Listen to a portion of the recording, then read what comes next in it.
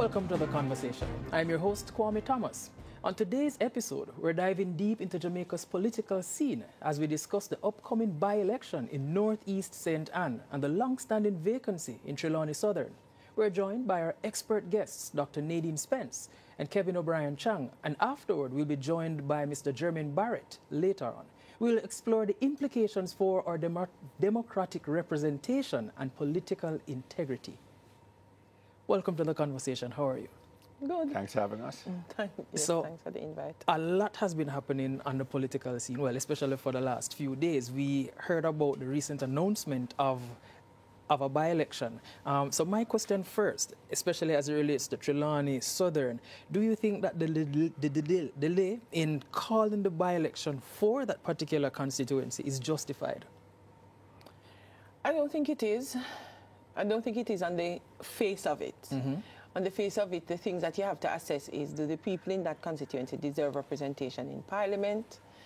And is there anything that would stop them from getting the representation that they deserve since their last MP resigned? So, right? So we saw now where there has been an ongoing legal proceedings against the former MP, Marissa Dalrymple Philibert. So you think that justifies the fact that they have not gotten representation, or that might just be? It doesn't. Mm-hmm. It doesn't. But if it doesn't justify it, and there are no buts or maybes about it, right? The reason why we have political districts or political constituencies is because people need political representation. And so what this would mean is that the people in this particular constituency are not getting the political representation at the level that they need it, which is at the level of their MP. Yes, they have councillors and they have other representatives, well, councillors, but this doesn't take away from the fact that they deserve an MP. So, to you, Kevin, do you think then that based on what Dr. Spence had said, do you think there's an undermining now of the democratic representation for that particular constituency? My response to Nadine is, what about Dr. Peter Phillips? He has said from 2020 he's not going back. And so why are the focus on these others and not on, why isn't he brought into the conversation also? If Ms. Dalrymple is brought there? That's what I'm asking. He's not going back. So what if Ms. Dalrymple, people are getting no representation? If Dr. Phillips, people getting representation? So why isn't the conversation also including him? I'm just asking an open-ended question. Yeah, well, I'm not trying. I'm not trying to justify one or the other. I'm just saying the people in North Trelawney don't have a representative. They should have a representative. And I think we can all agree to that. I think the question that we might ask is, within the context of political parties, would a political party, knowing that there is a certain circumstance that is preventing this particular representative who is more than likely going to deliver the seat for you, that is preventing her from being able to turn up at the polls and represent her people, would you try to wait until she's able to represent you in the way that you would? Remember, political parties are organized to win an election. Yes. And so I don't know if in the context of our political arrangement, if anything else would have been done. If we might say on the principle of it, I don't like how it looks, but political parties are not always operating according to those principles. They're operating according to the principle of, we want to form the next government and we want to win the most seats. So in light of what you have said then, what kind of message do you both think is being sent? Because these persons have not been with proper or adequate representation for quite some time now. What's the kind of message that you think is being sent? The message is being sent is that the parties care about politics, but not about the people. And as I said, I don't understand the logic. If Ms. Dalrymple's argument is the people have no representation there, why isn't the same logic applied to Peter Phillips' constituency? Because he said he's not going back. So the same thing would apply. But all of the here about principle, a principle has to apply to everybody in the same way. So it can't apply to only certain people. Yeah, principles have to be consistent. So holding everybody consistent now. Yes. And should we say that then? What kind of message broadly is being sent? Because these constituencies are being underrepresented. So what kind of message is being sent I've always generally? said, listen, I've said it before to both PNP and JLP. If they're, whichever one is in power, we have the same arguments. If they are really serious, pass a law then, say 30 days after you resign as an MP or whatever, pick a date, you have to have an election, a certain period where there must be an election, so people are getting representative, have somebody to represent them. That it should be a law, but both parties can do it, but neither of them ever do. So they clearly they don't care. What they want is when I'm in power, I can maneuver this stuff. It's more important than making sure the people have representatives. Because what is tough about passing a law? So, okay, an MP resigns, within 90 days, we have to have an election to replace them. So the people have a representative. What's so tough about a law like that? I agree with Kevin on that. In terms of what makes democracies work is not only that you want people to act in good faith and to do the principled thing. That's not how democracies work. Democracies work when we set up good safeguards. Yes, and what is missing here is a safeguard to prevent this from happening. So in your capacity now as someone who would have been affiliated with the Constitutional Reform Committee, do you think that this would be a good safeguard to now put in what kind of agitation? It's not a constitutional issue. We have electoral laws that talks about how elections and how are to be run and how we manage electoral districts. And I think it's legislation that can happen without a constitutional reform. But wouldn't we want to put something like that in the whole framework, the constitutional framework, so that we prevent a recurrence of something like that? Just not wondering. at the level of the Constitution. Our electoral laws in Jamaica are pretty sound. And I think as we get more mature as a democracy and as our people speak more about the things that they are impatient with, those things will change. That the media, in my view, is asking the wrong question. The media should be asking both parties, why don't you guys get together, put a law in place that when an MP resigns, within a certain period, 30 days, 90 days, there has to be a by-election so people have representation. In other words, the question is, why aren't you guys putting laws to ensure that people always have representation on the constituency level? They can, and they have not done that, both sides. Peter Phillips said long ago he said resigning. Dalrymple said she's resigning. Yeah. So both parties are at fault. It is that clearly the media should be, instead let's look at playing the politics, said, why aren't you guys doing the principal thing? Pass together. Why are you trying to play politics with people's representation? So you're saying that the media should be doing a better job of holding them accountable? Should be asking, of course. So, well, you have the platform now, so I'm saying it, the media should be asking, we're not media, we're political commentators. You guys should bring them here and say, gentlemen or ladies, why are you guys playing politics with the people? It's ordinary legislation. You know, you don't take any superpowers to do this. Exactly. The Constitution kind of lays out some safeguards for making changes to it. But even so, this is ordinary legislation. It can be changed. And for not only for the MPs, but also for the councillors. You have, when somebody dies, retires, whatever, have a period where you have to do this rather than living up to the whim of the Prime Minister. It's ridiculous. As Nadine says, it's good to have principles and all them stuff, but democracy, you need the safeguards. Or what? Safeguards democracy, the proper laws. In principle, then, wouldn't that be somehow connected to the idea that the Prime Minister has the power to call an election? And that is such an overplayed argument. Every system of government, I'm just saying, no man, I know you may attack. Every system of government has a leader with some awesome powers. You think our Prime Minister have power? Let us switch to the presidential system and see what the powers of the president is in a true presidential system, not just a head of state. You understand?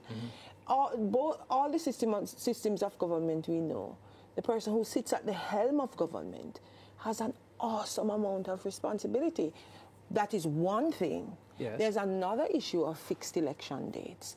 And the question, so we're talking about two kinds of ways of practicing democracy. Yeah. And in Jamaica, we seem to be saying that if you have fixed election date, you automatically have a better democracy. Does the US have a better democracy than us? Does it give the incumbent an advantage in our case? Is there a guarantee that every time a sitting government calls an election, they win? Our democracy disproves that. Yeah. So I think that we need the last should have been voted when before. Yeah, we change governments regularly, regardless of whether they're incumbent or they're or it's fixed. Or it's fixed. Regardless of whether or not the person calling the election is the incumbent. Is the incumbent, yeah. So that's not the only thing that makes a democracy a quality democracy. There are other things that we have to think about. But we must admit, though, that helps with issues of quality. Guys, listen, in my view, the argument is getting too complicated. We're not talking about Prime Minister this and that, and a simple underground. No, we're just looking at the precedents and the connections. Yeah, but let's deal with in front of our nose. If somebody dead or resign, make a law say within 90 days or whatever, there has to be an election. That means Mr. Phillips and Ms. Dalrymple, they wouldn't be there now. They've had elections and the people have representation. Let's focus on the ground here. Well, the bigger picture, you can only take the higher level, you know. But the simple level is when somebody dies or retires, election within 90 days. How tough is that? I remember we have some very progressive electoral laws and electoral practices, so we can change it. There's a Representation of the People's Act, and we talk about the Electoral Commission, and we've done well. We are still on the path, I think, to improving how we deliver elections.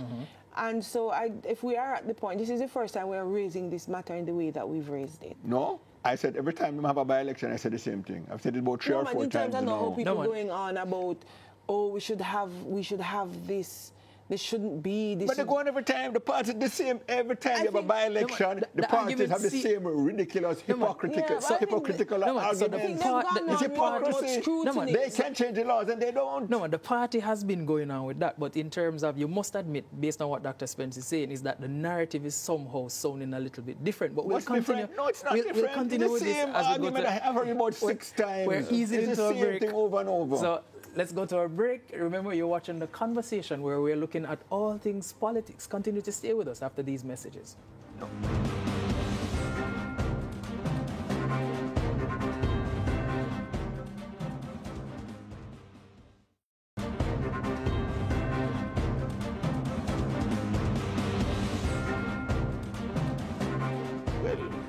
Welcome back to The Conversation. So just before the break, you're in the middle of saying that the narrative hasn't changed. No, it hasn't. What we're saying, there has been admittedly some alterations to the narrative. It's sounding a little different. That's what Dr. Spence is saying. Do what suits them politically. They say what suits them politically, but they don't do the right thing on principle. They're chatting about principle. They're not putting the proper principle in place that the people must have adequate representation. No more than 90 days. I must not go without representation for more than 90 days. But how tough is that to Dr. Nadine, when I say that the narrative is changing somewhat, I am saying that John Public is now also a part of that conversation. And several things have led to that. Social media. Information revolutions, the use of social media. We are getting more news in bite-sized pieces in modalities consistently. So more and more people feel as if they should know. People never noticed before that perhaps North Trelawney never had a representative. They never noticed, but no, it has been brought to their attention, and you find people asking, but what? So why nobody talking about Peter Phillips' constituency, which is longer than North Trelawney? I don't understand the logic. Has he stepped aside fully? He said he's not going to run again. No, but he hasn't stepped aside. Has he stepped aside? Has he went out and visited the constituency? Do you have representation? Is he working there? I don't know if he still goes to Parliament. We don't know. You really think he's working down there right now? I agree with you, and if that is the case, I agree with you, but I say if you look at the work with the principal. The PNP said they're working with the principal on this matter of the by-election. Yes. So let us work with the principle of it. And I think the principle is a fair principle that says that the people have not had the representation. And rather than leave it up to the conscience of some politicians to decide that, adjust the laws so that that matter is taken out of their hands. Speaking of the principle, you really care about the principle, you change your laws. So if you're not going to change the law, it's that principle don't talk about the principle. So based on what both of you have said and what we have been hearing, the PNP has decided against participating in this upcoming by-election because they're saying that it is the Prime Minister or the administration's abuse of their political capital or social, they're abusing their power. That's essentially it. Do you think that's the right stance to take? It's going to be the stance that suits them politically. So it might be the right stance from a political point of view. So everybody playing politics. From a national point of view, is it the right stance? Two different questions. Of course, they're all playing politics, and that is what I'm saying is, the game is take the politics, power away from them to play politics and put where the people must have representation and not go without representation. So what I'm saying is focus on the people. If you are focusing on the people, all the people in Jamaica must have adequate representation at the political level. If you want to start at that, tell me that's your principle and then change the laws to put that principle to change it. Don't tell me sometime I'm going to contest, sometime I'm not going to contest, depending whether it suits me. What are your views on that? Which one?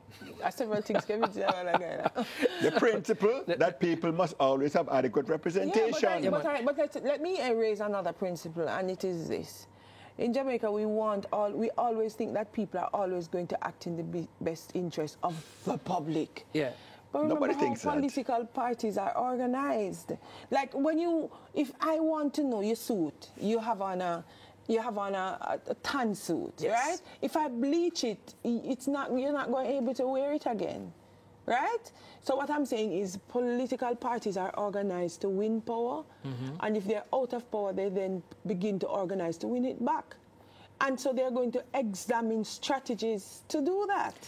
So if that means that the law doesn't speak solidly on certain issues, they're going to use it to their advantage. They're not going to use it to their disadvantage. Close the loopholes. Close the loopholes for the political parties. It's the law that needs to change.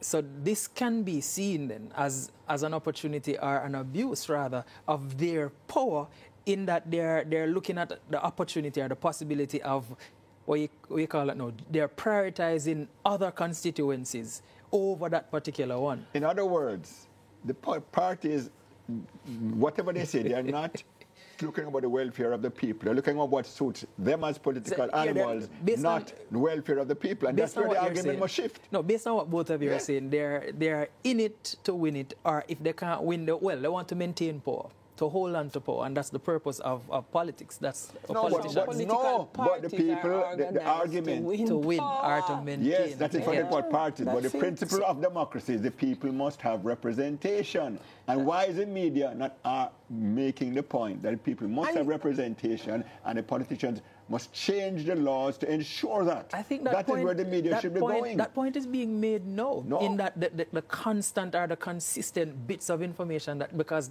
one of the primary roles of media is to inform, and when you inform, the idea is that you'll be able to make informed decisions. I think what the media could do is ask people, to look at the law and to look at the process to change the law, so that people can then start saying to the people who have that responsibility, when is the Europa up for review and change and updating? When was the last time it was done? What is the role of the Electoral Commission in this? Do the people have a say in it, or is it their representatives alone who debate? Can a standing committee be, perhaps not a standing committee, but what do they call those committees in Parliament? And a committee. Subcommittee. There's a particular word I'm searching for. I can't find it right now.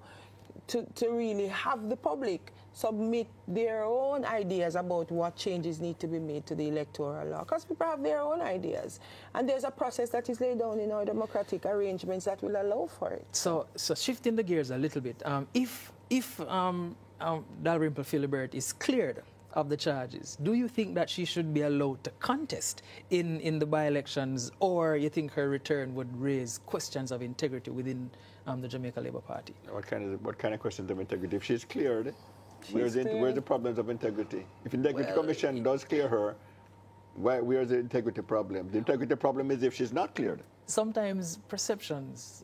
That's a perception, but that's the reality. What I'm saying is people might vote against her or whatever. But in other words, if she's cleared, what could have a legal problem with it? So you don't think that this might help to dampen her chances? No, sir. Because she's in a constituency for about 30 years? And clearly the people in the constituency want her back, But for the people to decide. What I'm saying is the question you're asking, is for the people to decide. If the people say that she's vote her back in, where's the argument? They have been given, the Integrity Commission would have cleared her. That's an assumption.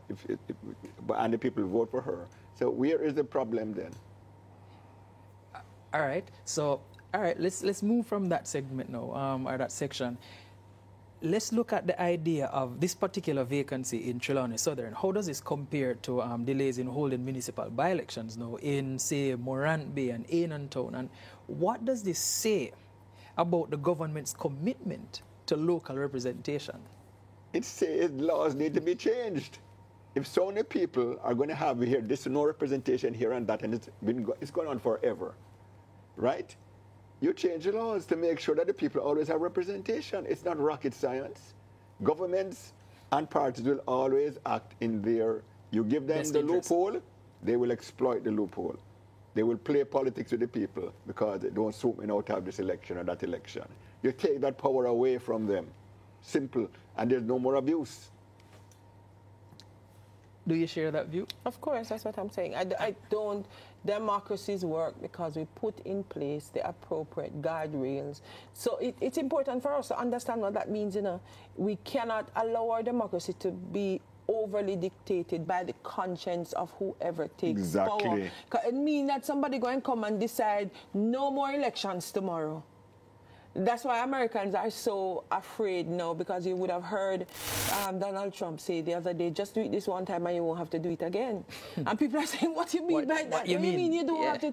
What we try to do is make sure that we build our democratic institutions so strong and so safe that nobody can come in and do with it what they want. What it means is that when we see these things happening, is that there are some shaky corners to our democratic arrangements, and we have to go to the principle. Where is it administered?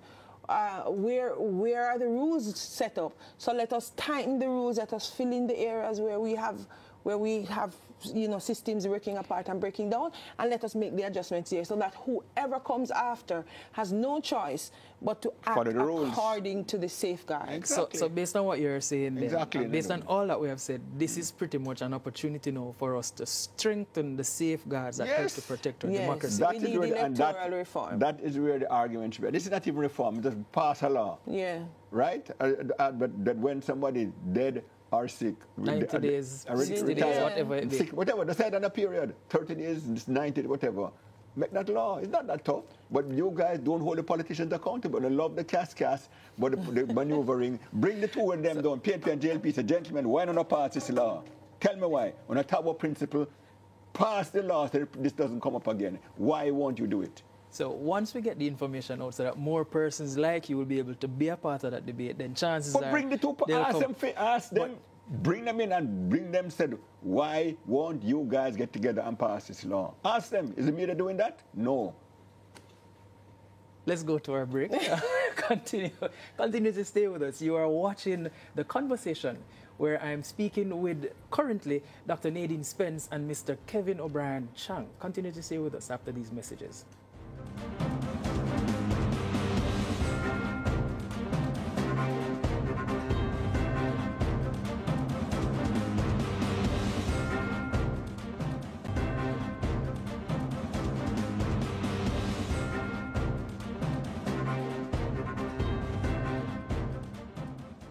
Welcome back to The Conversation. For this particular segment, we'll now be speaking with political analyst, political commentator, or social analyst and political commentator, Mr. Jermaine Barrett. We just spoke earlier with Dr. Nadine Spence and Kevin O'Brien Chang. Mr. Barrett, how are you? I'm doing well, Kwame. Thank you for having me on. Yes, so there's a lot to take in now. We just saw where the announcement was made by the Prime Minister regarding a by-election that's upcoming. One of the things that comes to mind, though, when we hear about that is whether or not you think the government is strategically prioritizing certain by-elections, like, for example, Northeast, St. Ann over others, like Trelawney Southern, despite the latter being vacant for longer. What are your thoughts on that? Well, that is emphatically the case. The fact that the Northeast St. Ann seat became vacant just a few days ago, I think it was Monday or Tuesday, and the day after the Prime Minister announced that there would be a by-election, that does indicate that there is some strategic thinking going on. But unfortunately, that is to the disadvantage of the people of Southern Trelawney. The fact that they've been without a member of parliament, without representation in the Parliament of Jamaica, I contend is quite unfortunate.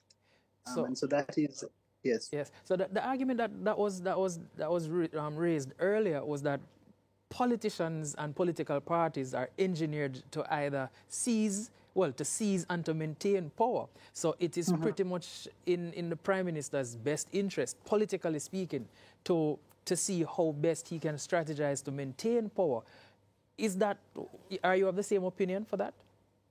Well, yes. I mean, clearly, and the Westminster system of government does afford the Prime Minister a wide array of leverage and discretion, which I think may very well be to the disservice of the people of Jamaica, the electorate. Again, you look at Trelawney Southern with Marsha Dalrymple Philibert, and the fact that she has stepped away from for months now. Again, the people are without representation. So I would contend that what needs to happen is that there should be a standard whereby if a seat is vacated within 3 months or however long is reasonable, that the Prime Minister be mandated to call a by-election. Yes, of course, all other variables remaining equal. But it is unfortunate for a constituency not to have representation in the Parliament. You think, for example, about the Constituency Development Fund, the fact that this constituency would not have been apportioned Constituency Development Fund for their own development. Well, again, some persons can argue that the councillors would be able to gain access to that. What are your views?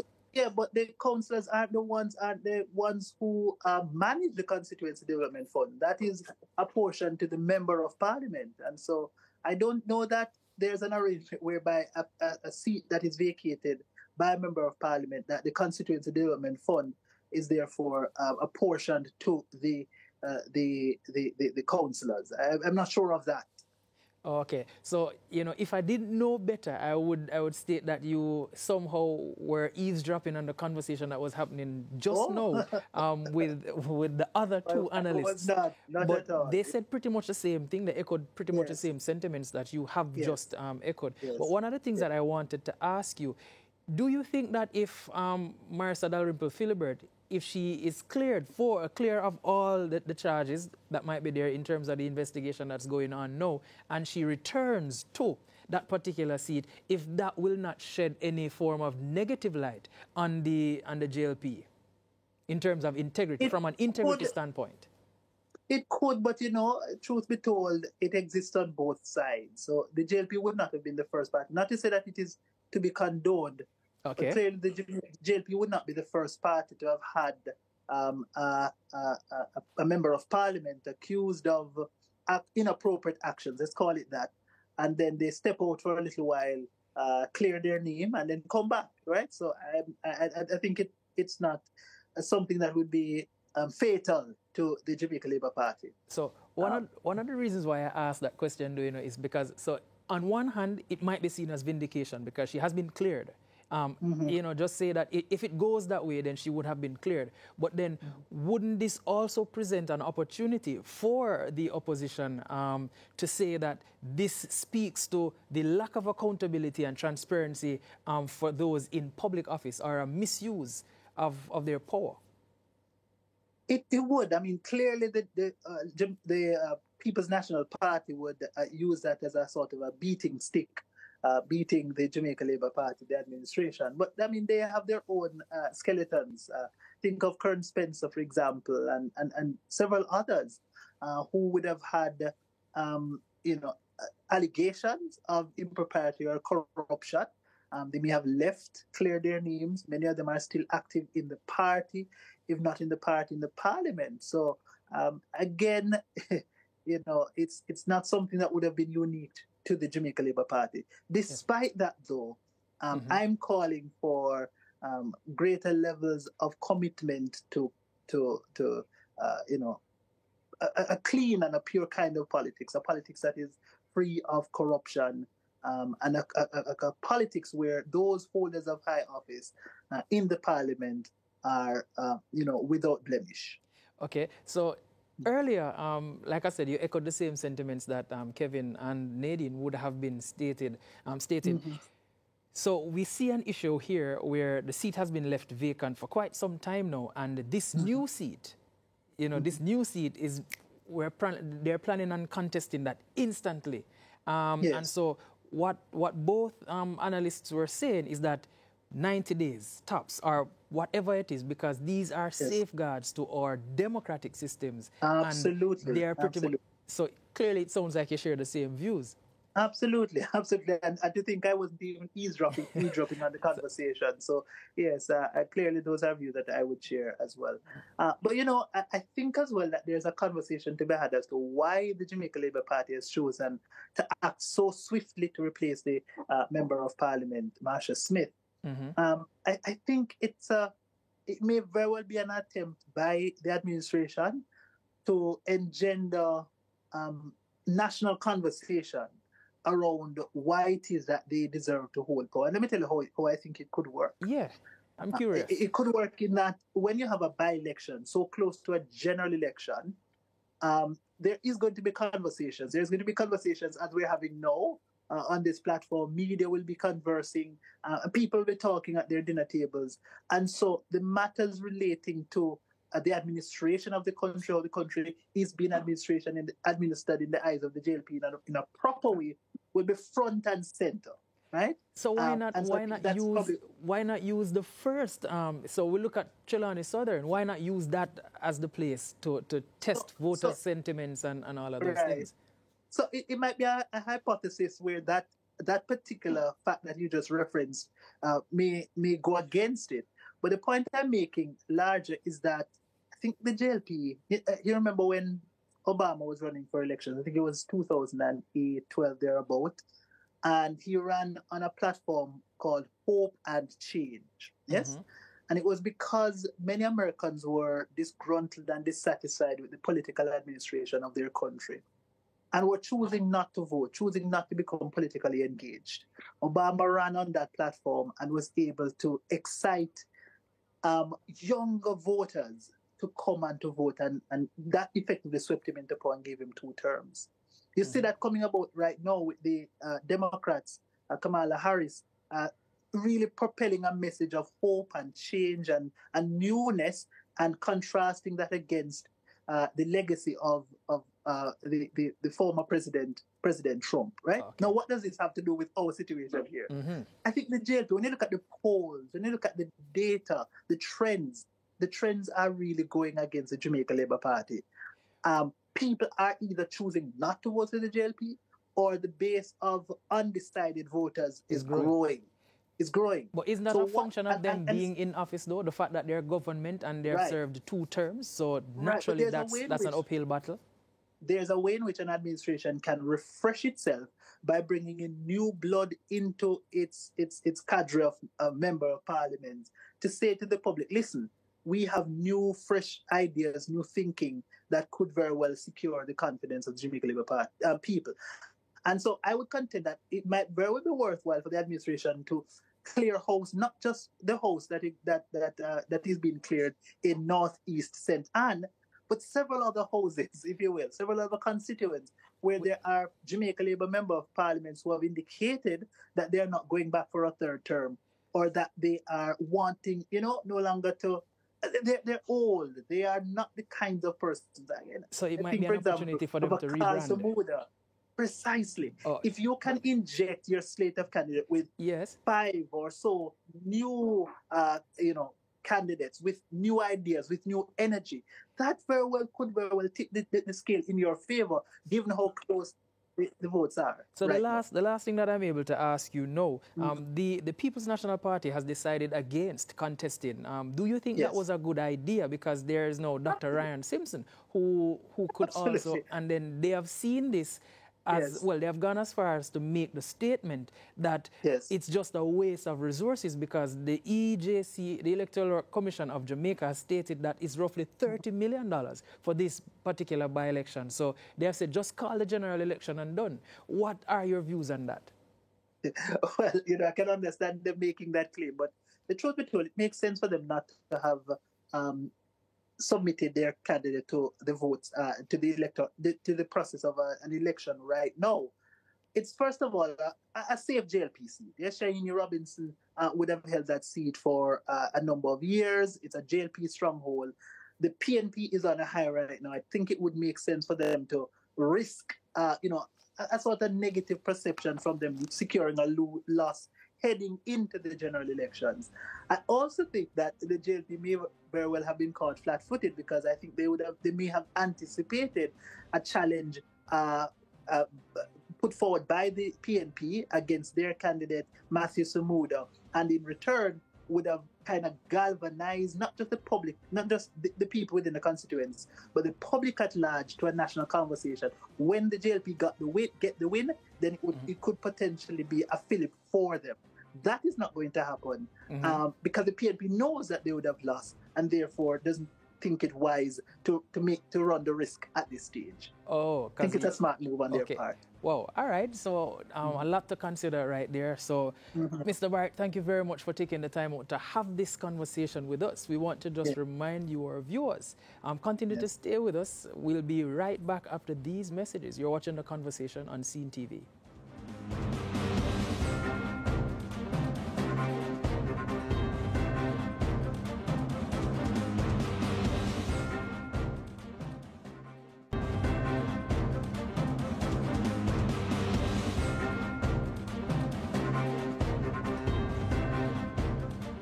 Welcome back to The Conversation. We'll now be shifting gears a little. We'll be speaking with Mr. Gregory Arnault, founder and clinical director of ISD Health Solutions. We'll be looking at the critical issue of sleep disorder, exploring their impact on health and well-being, and sharing insights on effective management strategies. How are you, Mr. Arnault? I'm well, thank you. So, sleep.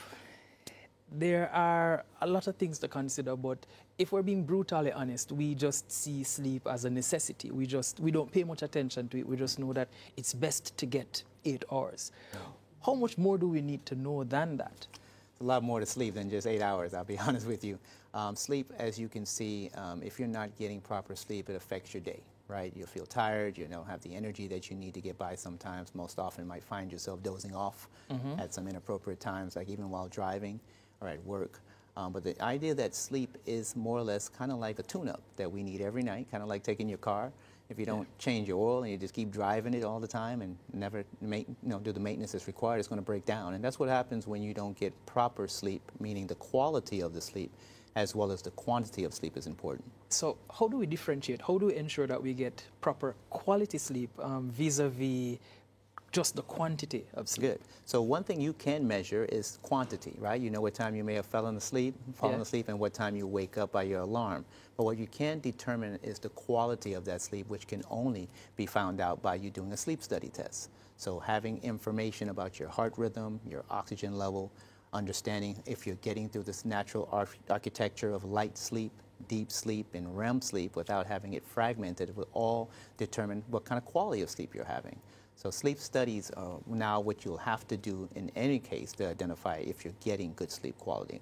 So you stated earlier about you getting a tune-up, that's what, a daily tune-up, and you draw the allusion to a car. What are some of the long-term implications, though, for getting poor sleep? I recognize that during our early conversation, you would have been described as a sleep apnea specialist.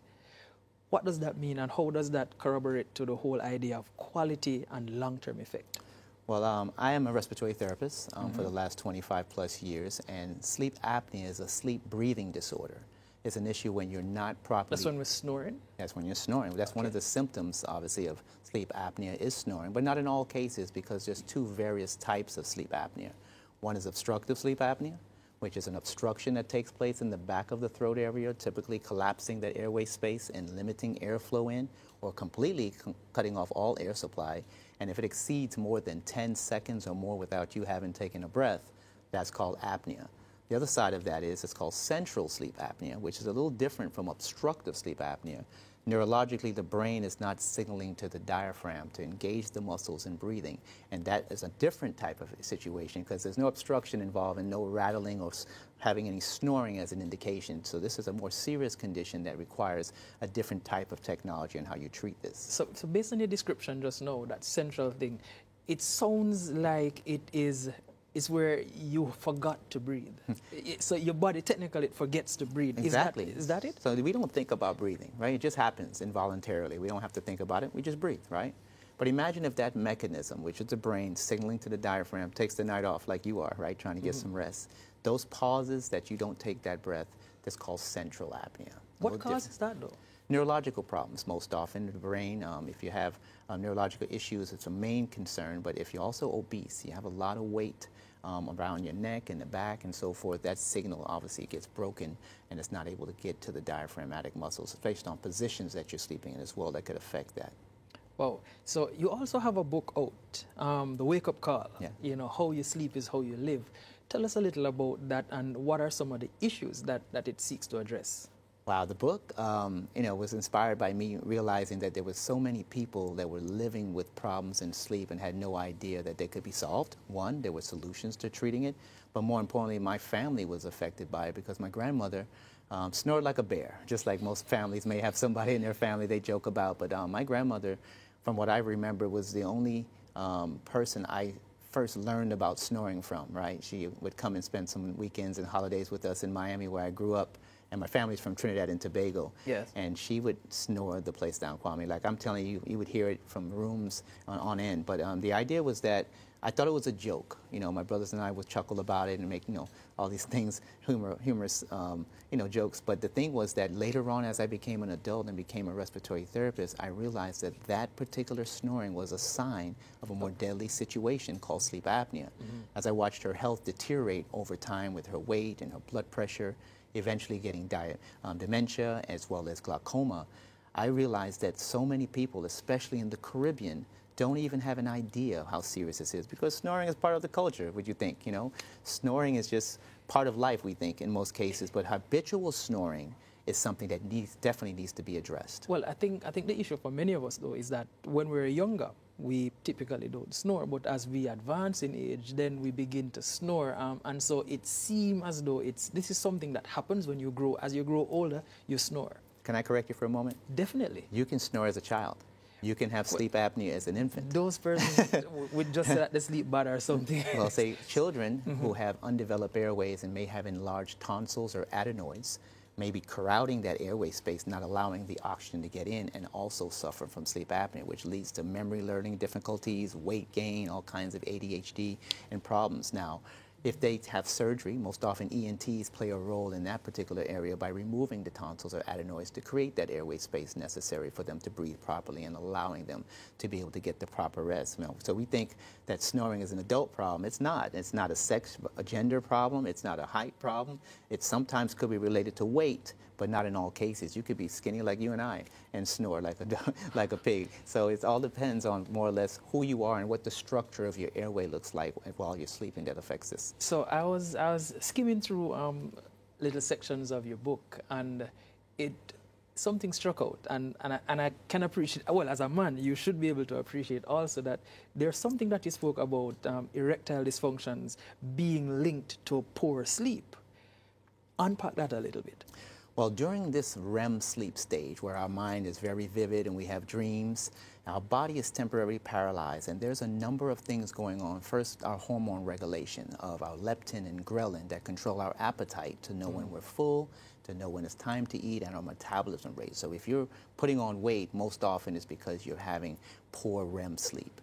And for men, this is the time that we are actually having the highest level of testosterone development. We have a penile erection during this stage of sleep. It's not because of a thought or erotic dream. This is a function that's supposed to happen to ensure blood flow in the capillary state firm and allowing us to be able to sustain erections. And most men are experiencing these problems and obviously not addressing it in the right way by taking pills or other types of solutions. But the issue is relying on what's happening in their sleep. And if you fix that problem, the game changes in the bedroom, and it's not just about the snoring.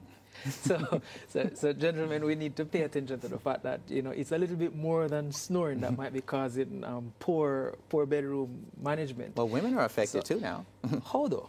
Well, women also snore. I mean, it's not sexy, but it happens. And the thing is that women's libido gets affected, and women are a little different from men, as we know. And women's sleep is also different. So their symptoms and how their sleep is impacted is a little different from men. They may not snore. They may just be having complications of moving back and forth, especially during pregnancies as they're putting on a little bit of weight and getting a little more difficult to get to a comfortable position. But their menopausal issues and hormonal imbalance takes place most often because of what's going on in their sleep. and women lose their sex drive. They start putting on a few pounds. They don't feel as desirable anymore, and they don't always have a headache, but they just don't feel like it because at the end of the day, they're tired, right? They're worn out. So what I'm to understand from all that you have said is that sleep is just more, it's definitely more than just going to bed and lying down for 8 hours. It's definitely a tune-up, and that's an oversimplified version, obviously, of what you have just said.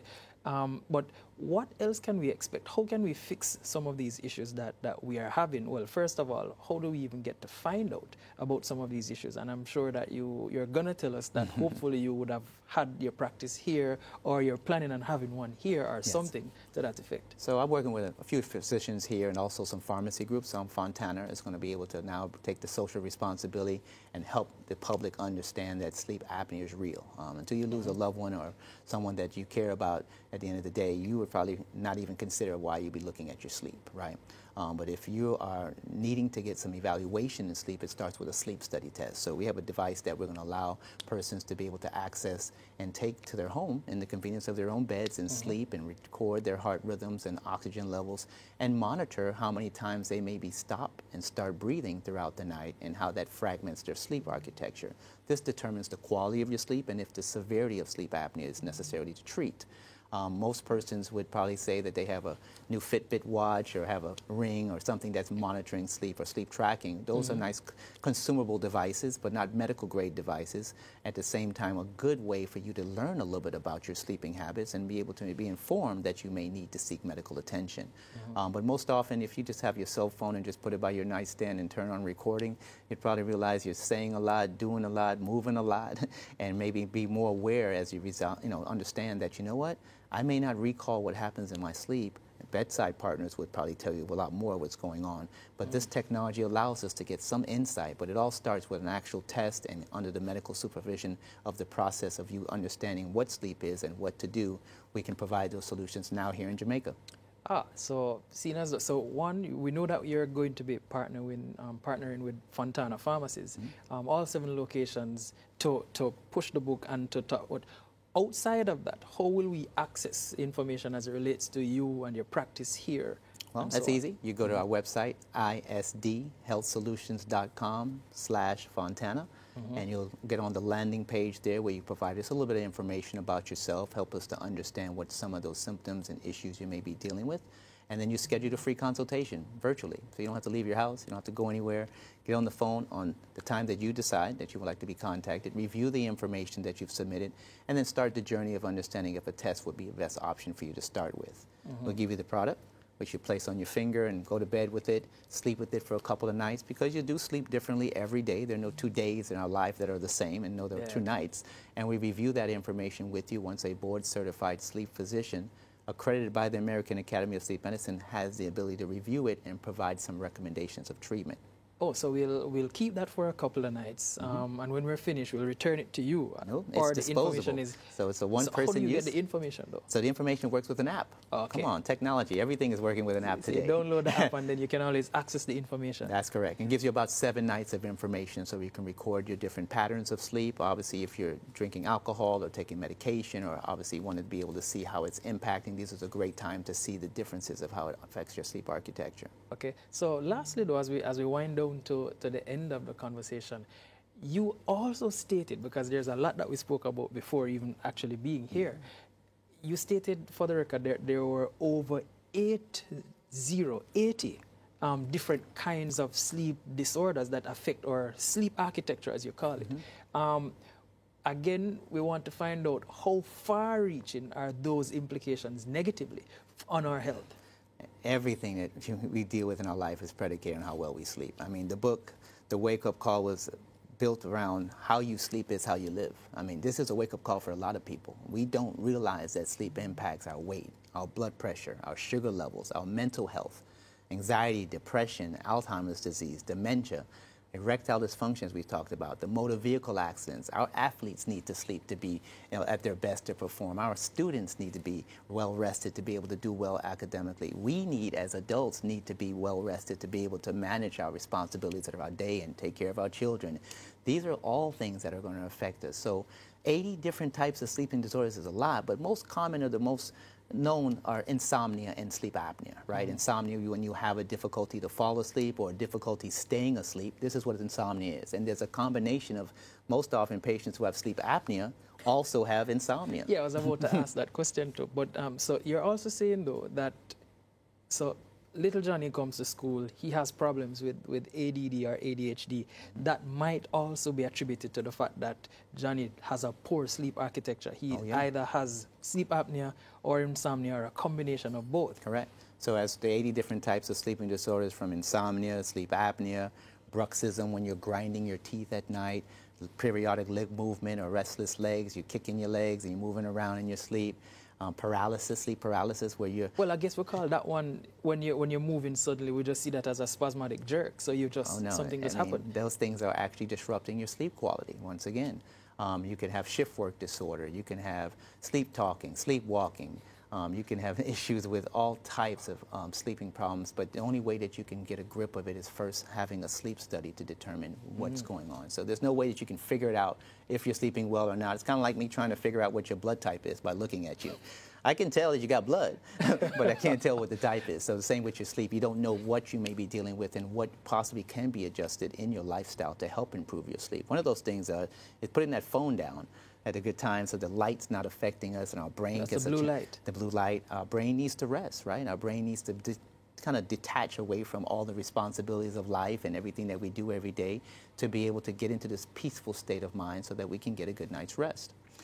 Wow. So that's a lot for us to consider, though, and we just want to start off by saying that we hope, we wish you all the success, and we hope that persons will actually be paying more attention to how we sleep. Yes. We just spoke to the author of the wake-up call. How you live or how you sleep is how you live. So we want to take this opportunity to thank you for joining us on the conversation. We have unpacked critical issues surrounding the by-elections, the integrity of our political system, and the future of representation in Jamaica. You have heard the input of our expert guests, Dr. Nadine Spence, Kevin O'Brien Chang, and Jermaine Barrett. Also, you just heard, as you would have seen, from the sleep specialist himself, sleep apnea specialist, Mr. Gregory Arnault. Thank you for watching Scene. Continue to do so with us, your preferred eye to the Caribbean.